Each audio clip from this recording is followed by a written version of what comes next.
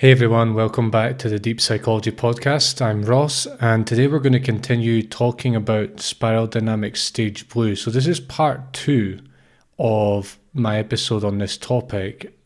Part one I released last week, and I'd really recommend you go back and listen to that. It's 36 minutes of insights into spiral dynamics stage blue. Here, we're going to go more into the fine details of this stage, and it's going to get you a really solid understanding of what spiral dynamics blue is and why it exists, how to identify it in yourself, how to integrate it, how to see it in the world around you, and so on and so forth. This is a Deep Psychology Podcast. I'm your host, Ross Edwards, writer, meditation teacher, founder of deep-psychology.com, and avid lover of all things psychological. In listening to this podcast, you're part of the worldwide deep psychology community of tens of thousands of people undertaking profound personal transformation. You can join us on any of the major podcasting platforms, and make sure to visit the site deep-psychology.com for lots of high quality resources. Let's get started.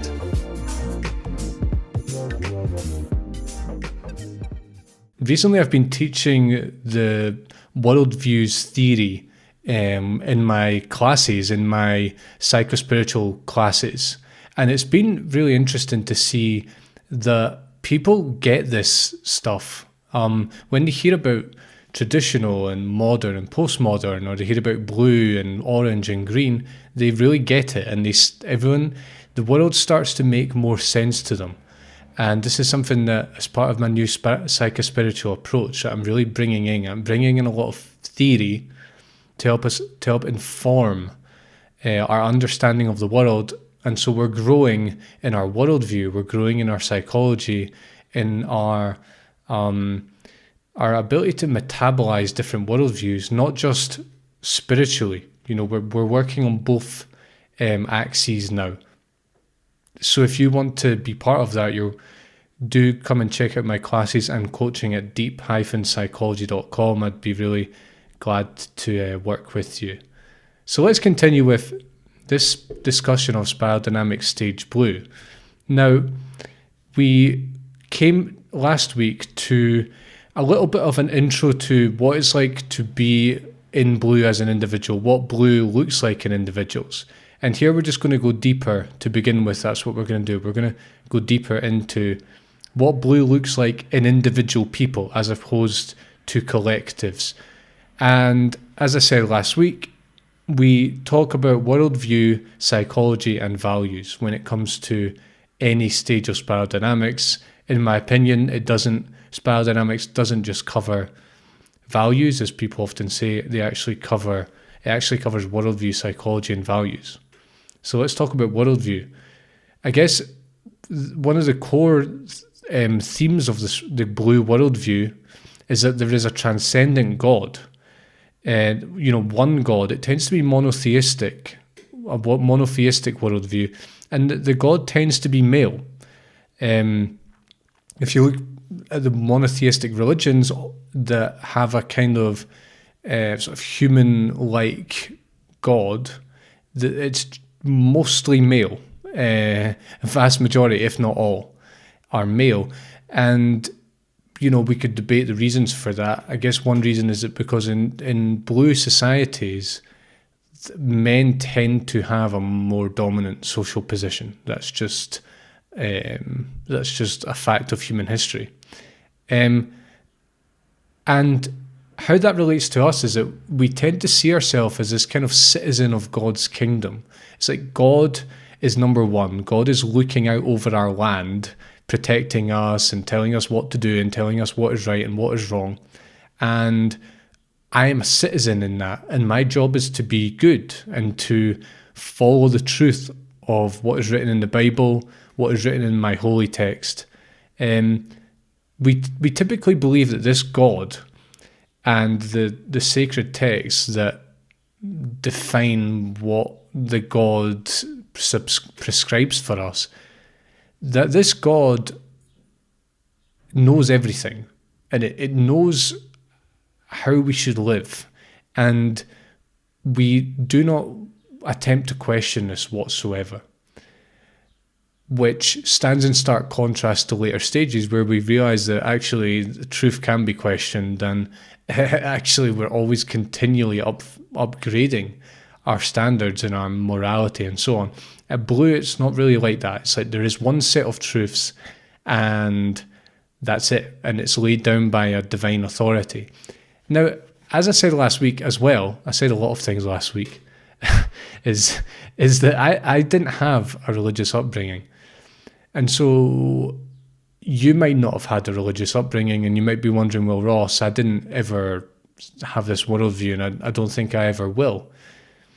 Well, you can substitute the word God for sort of the order of things. Even if we all go through Blue, and in Blue we have a very firm sense of right and wrong, and it takes on this very strong moral importance, and it seems to be set by some kind of authority.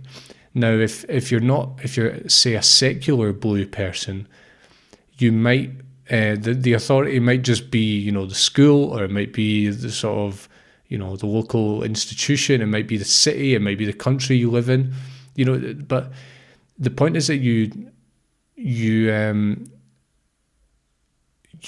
see these rules and these sort of commandments as always true, and they must be followed, and all of this, and that you feel a very strong sense of guilt if you don't follow them.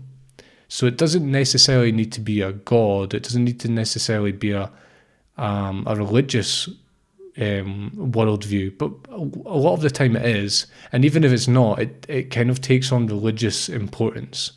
This kind of belief or this view that we have that things are organized in a certain way and we must follow that way. Here we kind of see that right is right. So it's no longer might is right. Might is right is really a red phenomenon in previous stages. Now we're sort of sick of power games and power struggles and just expressing our raw impulses and trying to sort of dominate and win out over other people. We actually want to fit in. We want to live as upstanding citizens. We tend to see our country as valuable and important. And this is a good thing, but it can also be a blind side, because we can often form such a strong identity with our country that we cannot see its dark side, we cannot see its blind sides, we cannot see the negative sides of it, and we become a bit of a true believer. And at Blue, we tend to not be able to see that. Here we kind of separate the world into good and evil. Good is basically the people who are like me, that share my values and live the way I do and follow the same religion that I do. And evil is pretty much everyone else. At this stage, there's a very strong sense of us versus them. This is one of the defining features of this stage. And it's one of the defining features that this stage manifests on a collective level, like in war and in sort of armed conflict and so on, and in religious war and so on. That it's us versus them. It's my nation against the other nation, it's my religion against the other religion, and so on. We tend to think that we've fallen from paradise, and this is sort of a religious idea. Again, it doesn't need to be religious, often it is, but there's this basic sense that we were once kind of in the holy world. We were once in a perfect world, and at some point we fell into ignorance, and we started expressing our raw impulses, and we started acting inhumanely, and we started acting uncivilized, and our job is now to slowly go back there by following the rules and by living according to God's word and being good citizens. And we tend to think that in the afterlife, literally in the afterlife, that we will be back in paradise. Here we really put a lot of importance in our country, our religion, and in our race. Really, in sort of local and national containers of identity. We put a lot of stock in them, and we also derive our identity from them. So in really strong patriots, for example, the biodynamic stage blue is usually expressing itself in people who believe that their religion is the only right religion, in people who are racist, people that are even like sexist and chauvinistic, is expressing a sort of blue us versus them mentality.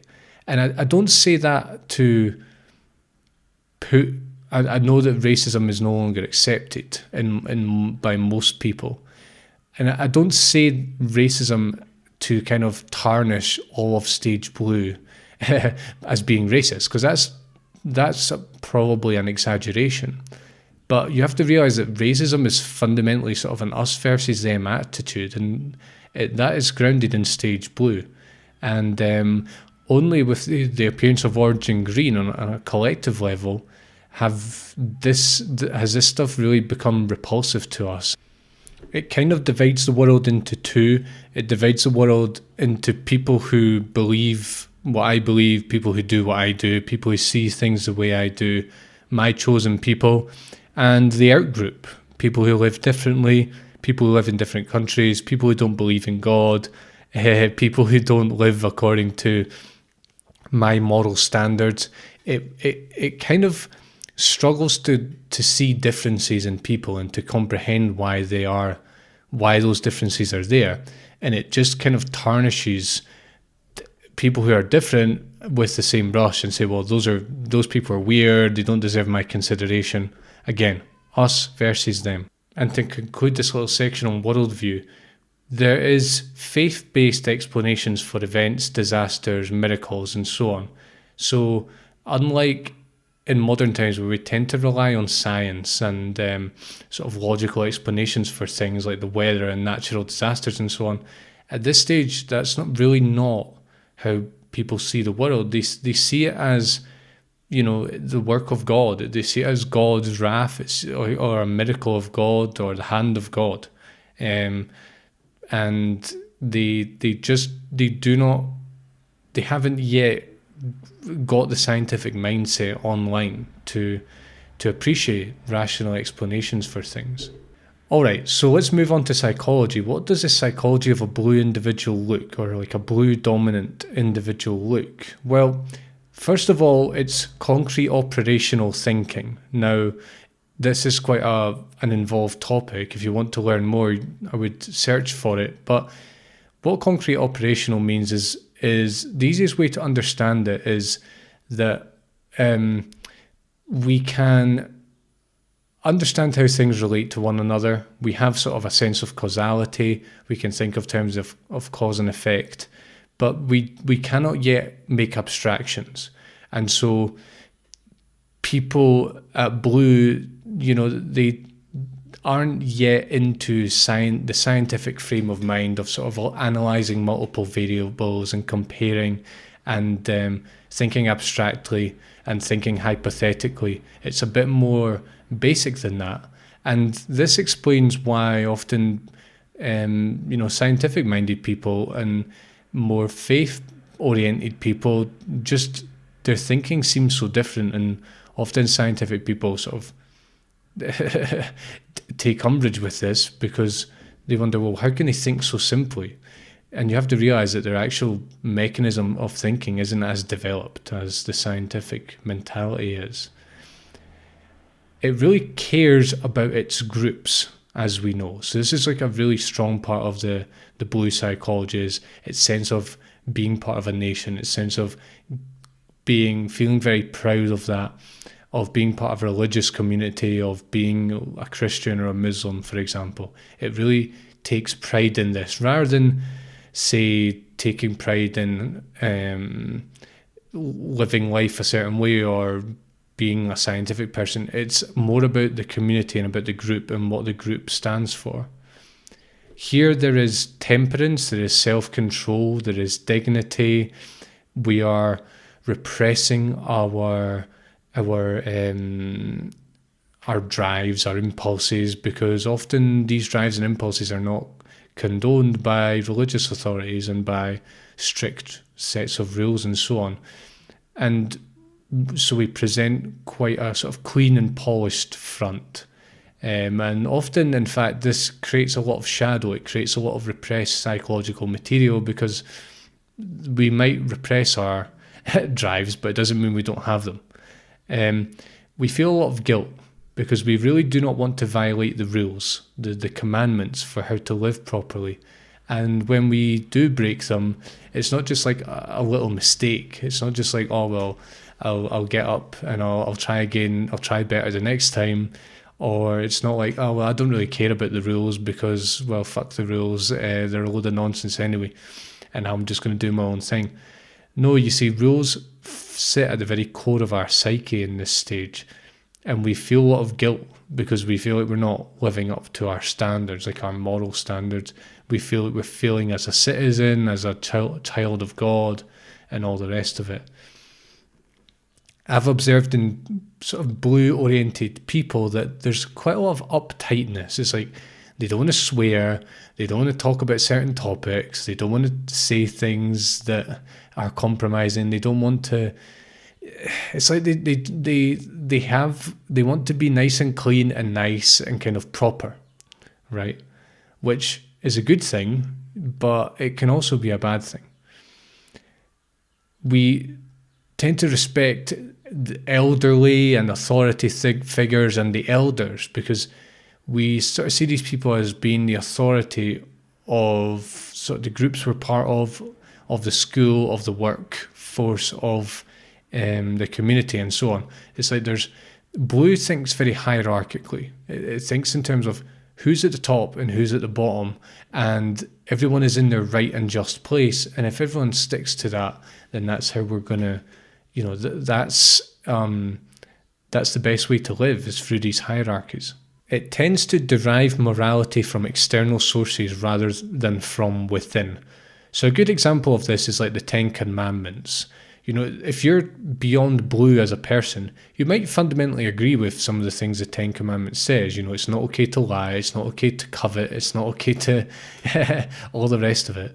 But you might be looking at it and saying, well, why do people need rules for that?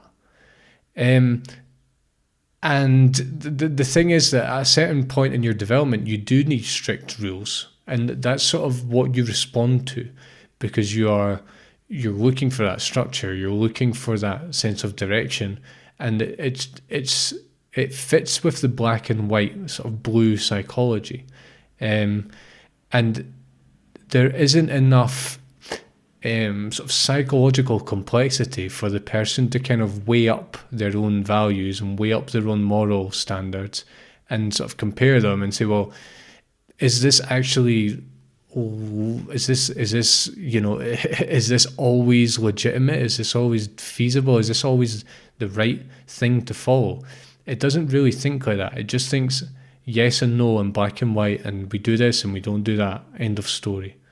And this is something that we're inculcated with in school. This is kind of how school works. You can never speak back to the teacher. You can never, obviously there's many rules, and we're not really allowed to question them. This stage is very literal in terms of its knowledge and its sources of truth.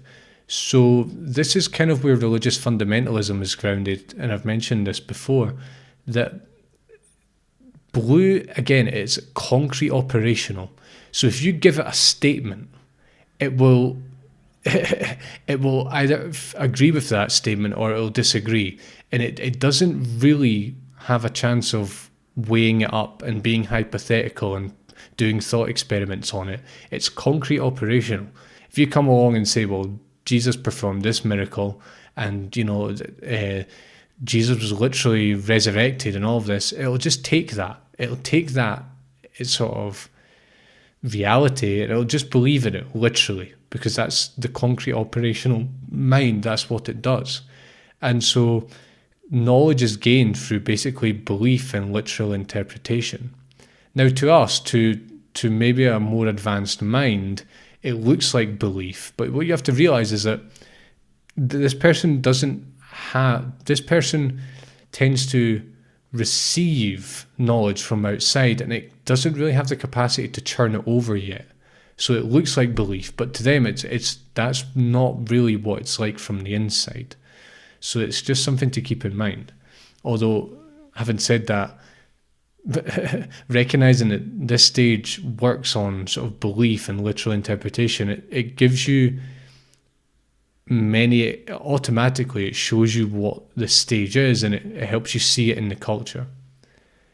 Values of this stage. What are the core values? Playing by the rules, conformity, submission. Behave now to gain later. One's own nation or group or community. Family, church, country, nation. That which authority or my surround values. Heritage, lineage. Anti-immigration, anti-abortion, anti-LGBTQ. And basically pre-modernity. It basically values pre-modern values. It doesn't understand modern values, and it doesn't understand postmodern values even less. This is what it typically values, is one's own conformity, submitting to authority, living as we should live. There's only this one way to live, and all other ways are stupid and wrong, and we need to repress those other ways. So let's look now at the collective aspect of blue. As I said in last week's episode, I often don't think collective and individual are separated very well. They are not separate, but when we're presenting these ideas, it's good to separate them out.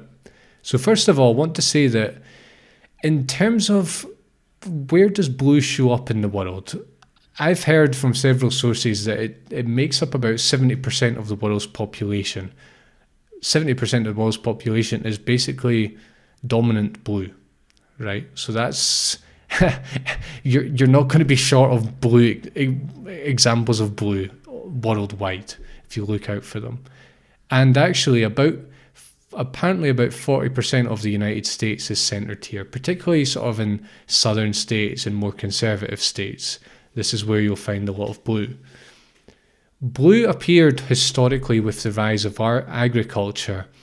And one specific invention, which you might be surprised at, seems to have driven really the appearance of blue societies. And that was the invention of the plough. And I won't go into the details, but basically the plough allows more efficient farming.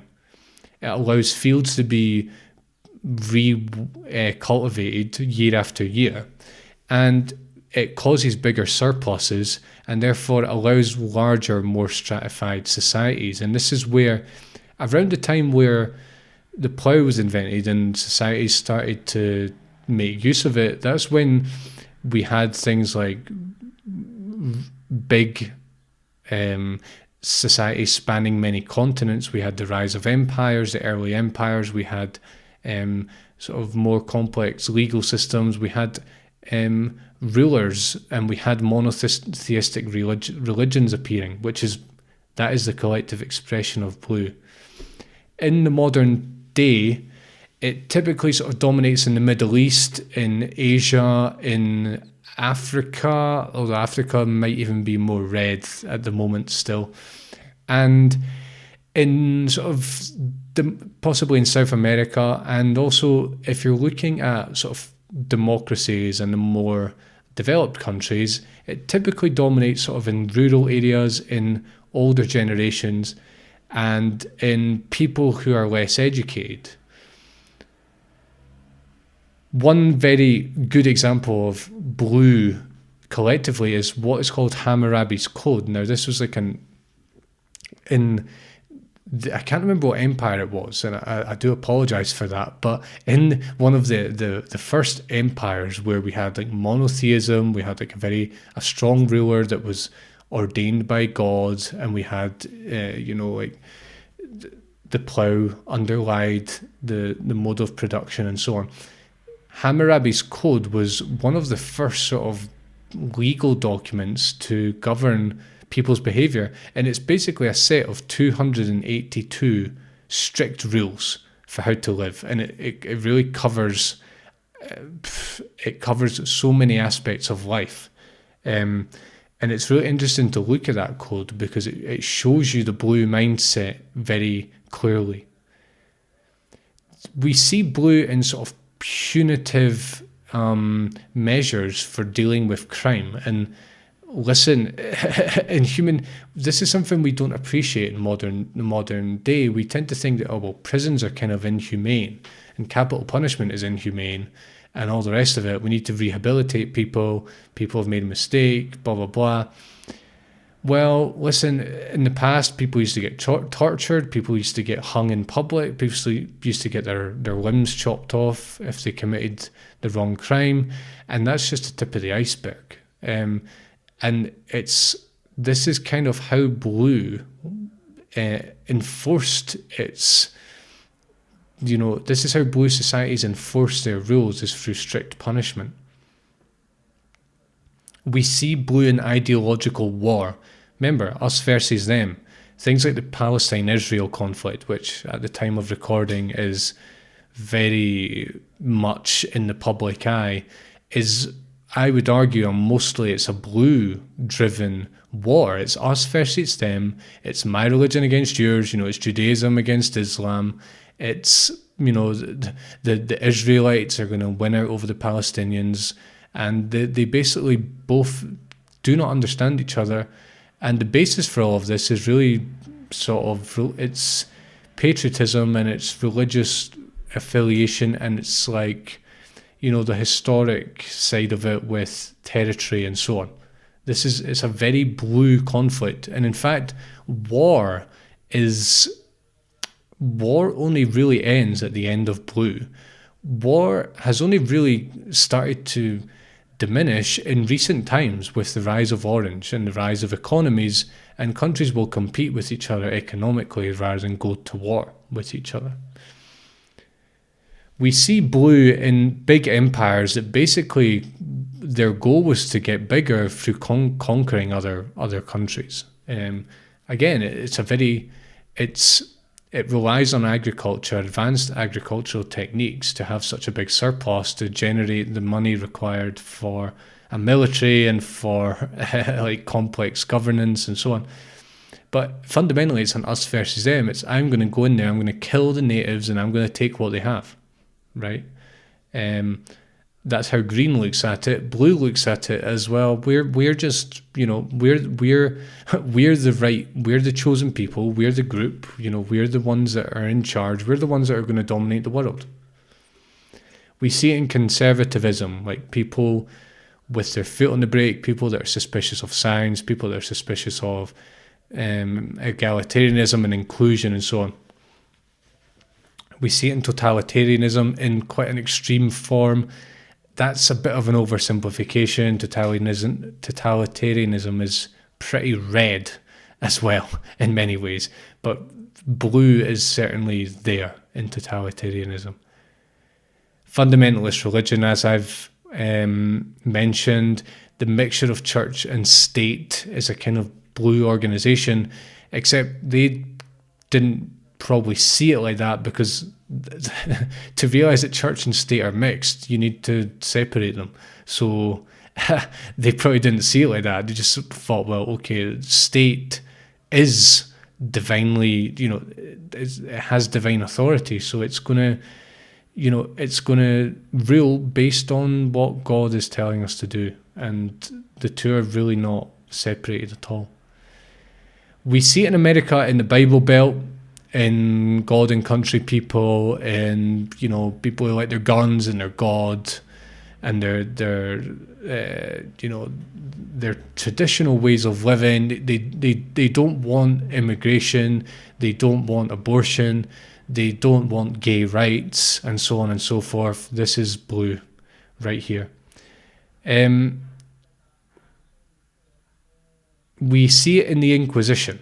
Again, this might sound like a very extreme example, but it's us versus them. It's religious. It's based on, we have the truth. Those other people don't have the truth. We're going to exterminate them. If we don't exterminate them, we're basically perpetuating evil. They are perpetuating evil in existing, so we're going to take them out. Um, the church is the perfect example of blue, because it's all based on it's all based on mythic and literal interpretations of the Bible. I mean, listen, you can be a Catholic or a Christian and not be blue and not necessarily interpret the teachings literally, but usually this is what happens, and sometimes that leads to a lot of good, and but sometimes it gets people trapped in the stories and in the myths, and they perhaps don't see that there's a more metaphorical thing happening here. All right, so let's switch now to a very important topic, which is integrating blue. So we've talked a lot about the characteristics of blue individually and collectively, and I think you've probably got quite a good handle on it now. I want to talk now about integrating blue. Stages never die within us. They never, once we've downloaded a stage, so to speak, once we've been through the dominant phase, it actually lives on inside us, and we can either repress it, or we can remain addicted to it, or we can just stay there. Now, if we've gone beyond it, if we've gone into orange, we've gone into green or yellow, how do we integrate it?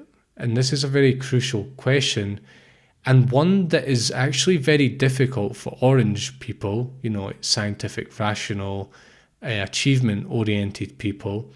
And it's really, really difficult for postmodernists because, the sort of green, sensitive, multicultural, egalitarian people just do not understand blue. And I guess, first of all, I'd ask you to try and just understand blue on its own terms. Even if your natural reaction is to kind of be allergic to blue for all of its downsides, I want you to understand it on its own terms, and I want you to start to look at the good sides of blue. And the thing is that you actually operate from blue as well. You probably just don't realize it. In pushing off against blue, you might think that you've kind of left it behind completely, and there will be things you have left behind, but there'll be things that live on in you, and there'll be things that you've repressed and that you need to reintegrate into your character. So let's look at some of the positive blue points that we can take forward, perhaps without the ethnocentrism, perhaps without dividing the world into us versus them, perhaps without thinking that my country and my people are the best, perhaps without being like addicted to the rules and needing to follow things and needing to be like this uptight, kind of perfect citizen and all the rest of it. Allegiance and loyalty, discipline, structure, planning and organizing, self-sacrifice, service to others, repetition and dedication, loyalty to a higher goal, following the rules, being an upstanding citizen, identifying with a lineage or a discipline, healthy national pride, pride in our gender, connection with home and hearth, understanding why your country is as it is, habit, routine, time management. So just to sum that up, basically what happens at Blue is that we are in service to something bigger than ourselves. Often it's God or a religious institution. We are kind of sort of anal. We're quite sort of anal, and we're everything needs to be neat and tidy and categorized in black and white. And we like following the rules, we like fitting in, and we very much take a lot of pride in who we are, in our identity as, say, a Brit, as, say, a supporter of this political party or that political party, or as, or any kind of affiliation like that. And I just ask you to think about these things very carefully and to say, well, do I actually have a sense that my life is worth something? Because at Orange, this gets flushed out of us because Orange basically says, no, there is no God, there is no overarching moral structure, there is no right way to live this. This thing is not a divine plan. This thing is just random atoms. The world is just atoms. Life is just random. It was a result of random collisions and accidents over the course of billions of years. And we can lose that completely. And at green, we just become so cynical and so kind of allergic to the status quo and to government and to society that we just feel cast off, and we just feel like totally disillusioned. And I think to live at higher levels of development, we need to learn how to reintegrate this sense of our life means something bigger, and that we're going to sort of, in a sense, sacrifice ourselves to that. Obviously, that can go too far, but a certain degree of self-sacrifice. And this is actually a very beautiful thing. It's kind of like, I've never been a parent, but I'm trying to sort of put it into understandable terms. If you're a parent, you'll realize how much self-sacrifice is involved, because and I've heard so many people saying this, that your life is no longer yours. Now, again, that can be taken too far, but that's what I'm talking about here. It's like your life is not just about you. And isn't that a beautiful thing? Your life is about this young person that you're bringing up. So that's something that we can repress as we move into higher levels. And I just ask you to think about that and to contemplate that, and to ask, well, do I actually have that in my life?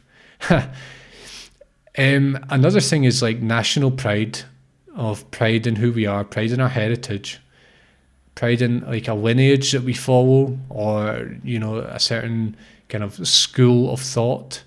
This is something that at Blue we're really identified with, possibly too much, you could argue. But again, we tend to flush it out. At Orange, it just becomes kind of irrelevant. It's like, well, it doesn't really matter where you're from. We're all connected by the internet, and we're all, we can all speak English, and, it doesn't really matter. We can travel anywhere in the world. We have social mobility, so what does it matter? And at Green, patriotism just becomes kind of disgusting, because we just see that throughout human history, patriotism has actually caused a lot of mess, and we've become very sensitive to that. But you might realize that not having a sense of patriotism, a healthy sense of patriotism, is actually creates this big hole in your psyche. The patriotic part of yourself that was once there has been sort of shunned and divided and sort of pushed down. And I think we've got to rehabilitate that. And at Green, once you're at Green, it's kind of hard to be patriotic. You tend to focus on the negative parts of your country, on how it exploits people, on how it lies, on how politicians are corrupt and all the rest of it. But I would just ask you again, what are you proud of? It doesn't have to be the flag. It doesn't have to be the wars that they won and of what countries they conquered and, the kings and the queens. It can be more things like the cuisine or the culture, or, the landscape, or anything, or the legitimate contributions the country has made to the world, right? And this is something I think we want to bring back, as if we want to be full people, if we want to integrate all these stages. And again, final thing is this idea of being like disciplined and structured and having habits and routines, because this is kind of a Blue thing, following the rules, going along with it, having clear structures, clear directives, and so on. And again, it's interesting, because I notice a lot of like the self-help gurus now, a lot of their thing is like discipline and time management and habits and so on. And a lot of it's aimed at young men. And I just wonder, is our tech addiction, and is our lack of purpose in life, and is our, and I mean that as a collective phenomenon, not just an individual phenomenon, and other factors at the moment, like the fact that for young people in the West, it's actually getting kind of difficult to start a life. whether this is making us very bummed out and we're just like, well, why even bother? What's the point in trying to make something of myself? Because I feel like all these factors are against me. And it can put you into a negative state, and it can put you into a state where you're not being very productive, and you're in a slump, you're in a bit of a rut. And I think it's something in general, not just young men, everyone we find hard nowadays is, habit and routine and structure and discipline and so on, because we're bombarded with information, we're bombarded with entertainment more than ever. And, we're in a very hedonistic culture in the West particularly. And so with Blue, I think one thing that Blue does is it's good at compartmentalizing our animal impulses and saying, no, this is not what I want to be doing. I want to be following the rules, and I want to be having this routine and these structures. They don't have to be religiously imparted or prescribed. They can be personal things, but this is just a crucial aspect of building the life that you want and living life how you want it and being fulfilled and, getting shit done and, following through on projects and having fulfilling hobbies and all the rest of it, and, eating healthy and getting your exercise and all the rest of it. And the sort of Blue mindset is a nice pointer to that. All right, everyone. So I think we have pretty comprehensively covered the Blue structure. On my website, you can find a whole host of articles about spiral dynamics. Just go to the spiral dynamics series in the tools section to learn more. And you can also look at my podcast episodes, just my recent ones actually. I've been talking a lot about the spiral dynamic stages. Last week I did the part 1 to this episode. A couple of weeks ago I did spiral dynamic stage green, my experience of green from the inside. I did last month spiral dynamics orange and turquoise. So yeah, go and check that out. And listen, stick around. Please leave a review on the platform that you use to listen to this, preferably Spotify or Apple. And I really encourage you to stick around. For June, July and August, I'm going to have 2 episodes per week. One is a repost and one is a brand new episode on a Thursday. So please stick around, and of course join me for classes and coaching if you really like what I do and you want to go deeper with this work. All right, I'm Ross. Thanks a lot for tuning in, and I will see you next time. Thanks for listening. If you liked this episode, please leave a review. And if you'd like to get in touch, you can email me at ross@deep-psychology.com. If you'd like to go deeper, head to deep-psychology.com for articles, courses, ebooks, and one-to-one coaching. Thanks for joining me, and I'll see you soon.